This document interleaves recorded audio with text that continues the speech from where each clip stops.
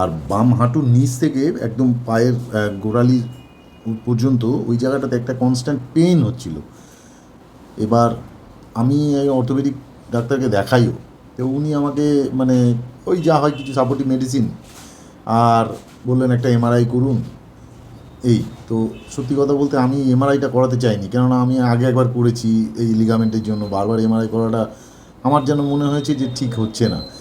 তারপরে আমি ওয়াইফের সঙ্গে ব্যাপারটা শেয়ার করাতে তো ওয়াইফ বললো তুমি একদিন চলো স্যারের কাছে, আমি যখন উপকার পেয়েছি তুমি অ্যাটলিস্ট চলো স্যারের কাছে দেখাও, স্যারকে রিপোর্টগুলো দেখাও, তারপরে দেখা যাক না কী হয়। তারপরেই আমি আসি।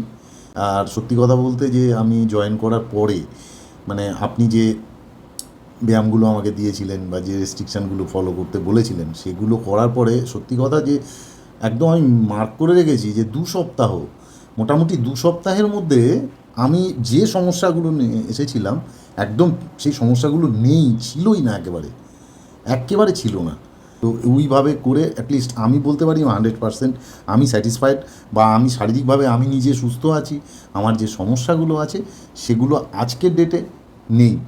সেই সমস্যাটার থেকে আমি ওভারকাম করে আজকে যে জায়গায় দাঁড়িয়ে আছি, সেই জন্য আপনাকেও অসংখ্য ধন্যবাদ।